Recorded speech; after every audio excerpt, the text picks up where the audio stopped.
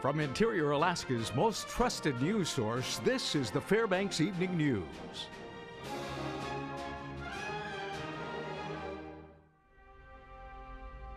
Good evening. Thank you for joining us. Our top story, Alaska State Troopers are working to identify the body of a motorist found deceased after an apparent car accident on the park's highway. According to a release, the vehicle was found engulfed in flames by a passing motorist early this morning. Now, it appears the black Buick Century was northbound on the parks when it left the road and went down an embankment. The unknown victim was not wearing a seatbelt. Troopers say it is unknown how the fire started, but an investigation is continuing. In other news tonight, Alaska State Troopers are investigating the death of a North Pole man whose body was found over the weekend near the Tanana River. 21-year-old Todd Nosel's body was found on the dike near the river in Fairbanks on Sunday. Troopers say the body is being transported to the state medical examiner's office in Anchorage for an autopsy. Next of kin has been notified and an investigation continues. Last Saturday afternoon, Alaska State Troopers tried to stop a car that was reportedly being driven by 34-year-old Daniel Bottomley. Troopers say the vehicle took off, reaching speeds over 90 miles an hour through Fairbanks. Troopers terminated the pursuit for safety reasons. Then at 3:40 yesterday afternoon, troopers received a tip that Bottomley was in the area of Badger Road and the Richardson Highway and that he had several firearms. Troopers set up a perimeter and a special response team was called in. After a little over an hour of negotiations, Bottomley reportedly surrendered without incident and was taken into custody. He was jailed at the Fairbanks Correctional Center and is being held on $5,000 bail. North Pole man has been indicted by a grand jury on charges of possession of child pornography. 24-year-old David James Chandler was indicted on Friday on a total of 5 charges. This afternoon, Chandler appeared in district court for his initial arraignment. According to court documents, Chandler had numerous pieces of child pornography on his computer, including photos and videos. Now, those illegal videos and images were reportedly found in April of 2014. Chandler will be held without bail at Fairbanks Correctional Center. A Superior Court arraignment in his case is scheduled for April 14th. 2 Fairbanks residents have been arrested after authorities say they attempted to rob a woman at gunpoint in the Walmart parking lot. 24-year-old Samantha Rogers and 45-year-old James Davison are charged with conspiracy to commit robbery. Davison also faces third-degree assault and tampering with physical evidence charges. According to Fairbanks police, the victim was in her vehicle in the store parking lot Sunday when the suspect approached her, demanding she open the car door. She refused, even though the pair brandished a gun. The suspects then fled the scene. According to an affidavit, the victim owed Davison $100. Rogers claims she stayed in the vehicle during the attempted robbery. Davison was arraigned this afternoon in Fairbanks District Court and ordered held without bail. Flooding has once again forced the closure of the Dalton Highway after it was briefly opened following unprecedented levels of overflow. Alaska Department of Transportation spokeswoman Meadow Bailey says the highway will remain closed through today. The 35-mile closure is between mileposts 378 and 413.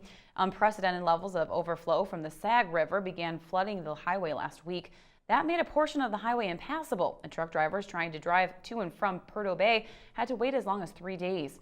Bailey says crews were able to keep the highway somewhat passable from Thursday through most of Friday, but serious delays began again over the weekend as high winds and blowing snow interfered with crews keeping the overflow in check. It's probably just a, to borrow the phrase, a perfect storm, but really that's what's happened. And so it's created this massive ice sheet that is running, over the road in a lot of sections. We have about 12 side dumps that are going up that are going to be used to haul snow in to be able to create a large ice dam.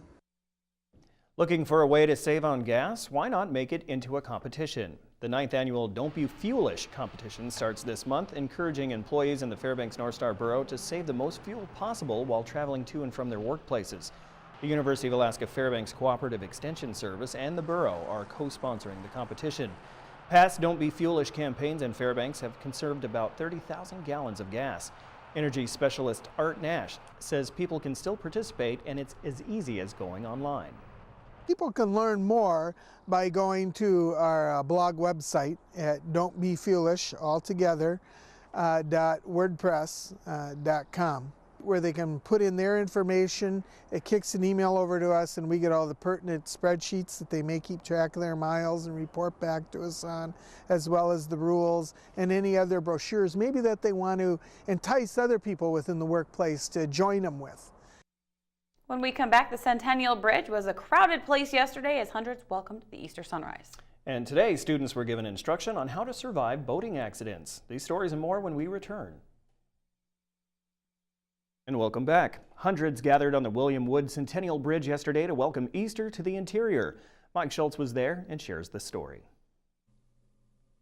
As the first light of the day's dawn arrived, the bridge over the Chena River was empty. But soon that would change as worshipers began arriving. Good morning. How are you doing?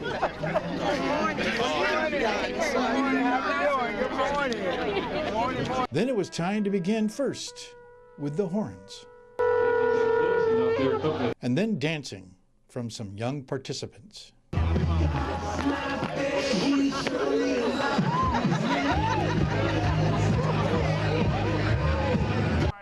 One leader summed up the event and its meaning.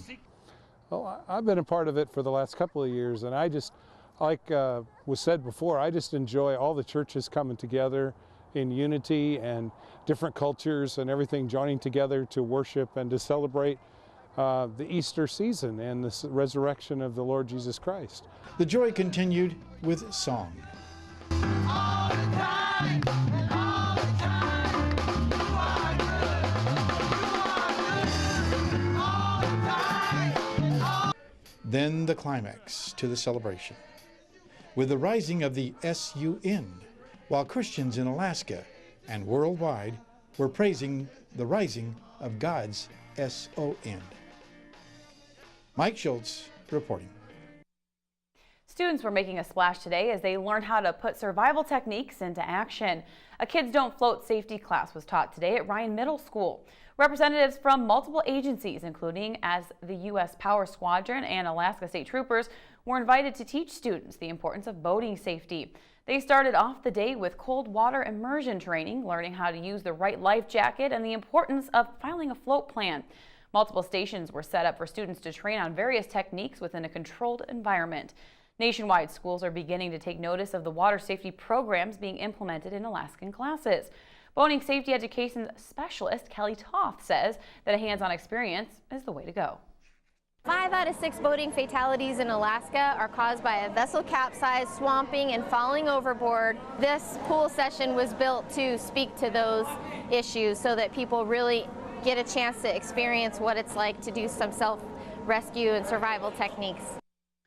Students across Alaska are continuing state-required testing this week, this time using a new computer-based assessment. Alaska Measures Progress, or AMP, gives a look at how students are doing to meet higher English and math standards adopted in 2012. AMP replaces the standard-based assessments that were taken with pencil and paper. Grades 3 through 10 began testing last week and continue until Thursday. School District Technology Director Janet Cobb says that more than 8,000 kids and about 5,000 computers are used. Parents should expect results by fall. Cobb says a lot of work goes in behind the scenes for test preparations.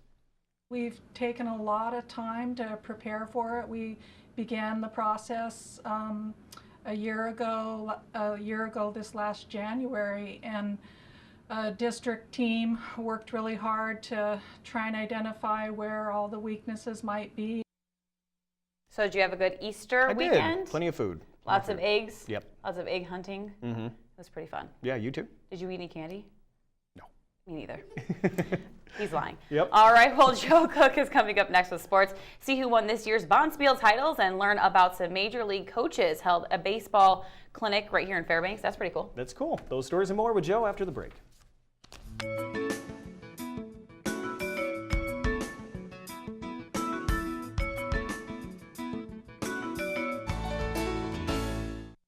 Welcome back, Interior Sports fans. Joe Cook here this Monday evening with your weekend recap. The 80th International Bonspiel concluded on Sunday, and one title-winning team got to know each other pretty well. In the women's A bracket final, the Kelly Ray Snyder rink completed an undefeated run for the title. Snyder's rink included Joanne Huffman and Jennifer Ostenis, who curled with Snyder and Tara Bowman for the first time, and it was also their first Bonspiel. Snyder defeated the veteran-laden Kathy Shuttleworth rink in extra ends. Shuttleworth had a chance to win in the final shots, but the rock went right through the house. Tough break there on the men's side. 12 times the charm for Jim Sias and his rink out of Whitehorse, Yukon. Sias won his first Bonspiel title after coming up short 11 times. His highest finish was runner-up, but with the help of Martin Egervogt, Vern Jans, Bard Wilson, and Kevin Clowen, Sias and the rink never trailed in their win over the Matt Berklick team in the men's A final.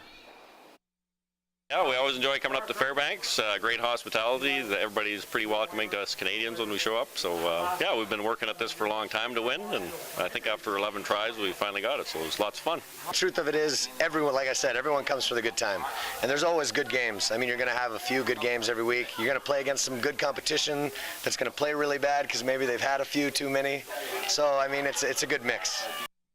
And also on Saturday, in the finals of the USA Mixed National Curling Championship Team Persinger lost 2-5 in the third-place game to Team Kislike out of Denver, Colorado. It was tied 2-2 going to the 7th inning before Kislike scored 3 unanswered for the win. The Persingers finished the Mixed National Championships tied for third after pool play, and they had a 7-5 overall record.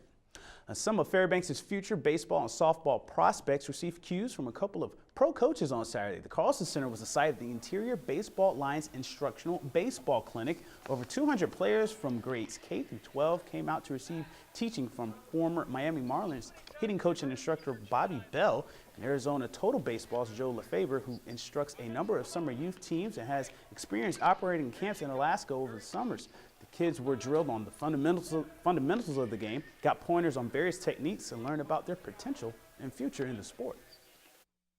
Something like this is to bring the awareness to the community and to thank all the parents who still have their kids involved.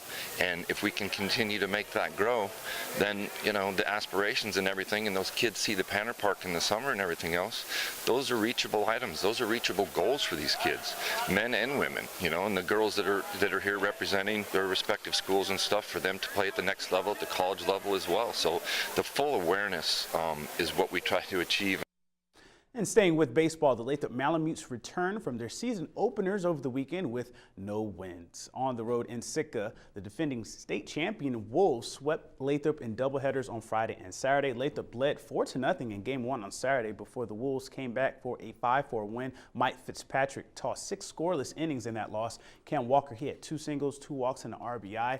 The Wolves, they cruised to a 15-1 victory in Game 2, sending Lathrop to 0-4. The Mutes returned to the Diamond on April 25th in Anchorage against Bartlett in service.